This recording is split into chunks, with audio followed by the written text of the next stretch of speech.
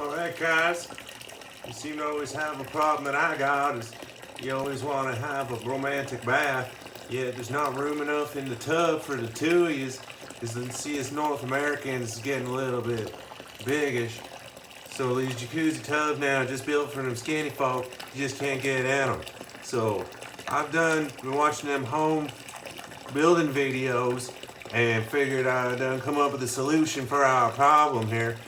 So I'm just gonna zoom out and kind of get the gist of what's happening. All right, here we go. So now what we got is a his and hers jacuzzi tub situation made out of some of the things you can find yourself around your house, you know.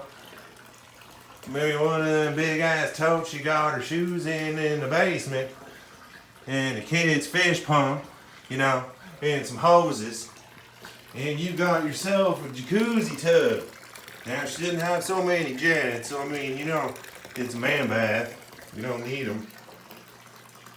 But she doesn't hold up to about a half a bathtub full of water, and you don't want to keep more wet than that. I mean, you know, you ain't gonna be in it much long. It's made of rubber and probably stank more than the way you went in it. But that's why we got the Old Spice, Fiji.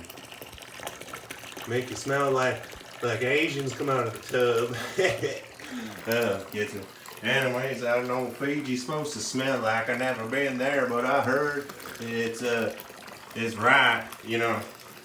I don't know. Of course, you can always go down to the store and get yourself something to jazz it up with the sides of her. And of course, it comes with a valve there to drain. You don't want to sit in it because I mean it's kind of small. It'll take you about 4 hours to get the water out. But I mean, you know, you get the gist of it. But that's what we got going on here today. Is the his and hers jacuzzi tubs for about $100. Get you everything. So I share it with you guys.